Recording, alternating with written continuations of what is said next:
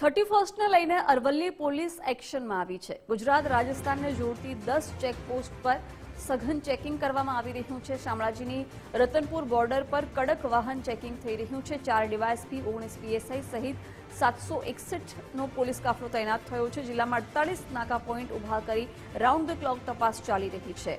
Breath analyser વડે drink drive મામલે વાહન ચાલકોની તપાસ થઈ રહી છે। સીસીટીવી અને ડ્રોનની મદદથી પણ સર્વેલન્સની કડક કામગીરી કરાઈ રહી છે।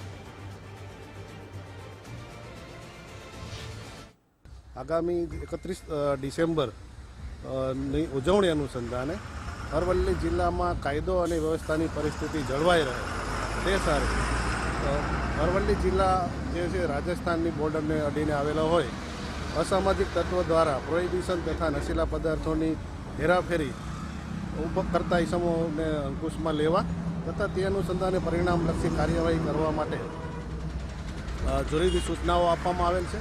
અરવલ્લી જિલ્લો છે એ રાજસ્થાન રાજ્યને અડીને આવેલો છે, એટલે અરવલ્લી જિલ્લાના રાજસ્થાનની બોર્ડરને અડીને આવેલા જે પોલીસ સ્ટેશનો છે, ભિલોડા છે, મેઘરજ છે અને બીજા અન્ય પોલીસ સ્ટેશનો છે, તે ત્યાં આગળ કુલ 10 જેટલી ચેકપોસ્ટો જે હાલ કાર્યરત છે અને 48 જેટલા નાકા પોઈન્ટો ઊભા કરવામાં આવેલા છે।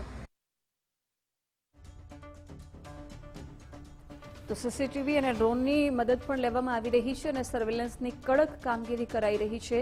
31ને લઈને અરવલ્લી પોલીસ એક્શનમાં આવી છે અને સઘન ચેકિંગ કરવામાં આવી રહ્યું છે। ગુજરાત રાજસ્થાનને જોડતી 10 અલગ અલગ ચેકપોસ્ટ પર સઘન ચેકિંગ હાથ ધરવામાં આવ્યું છે।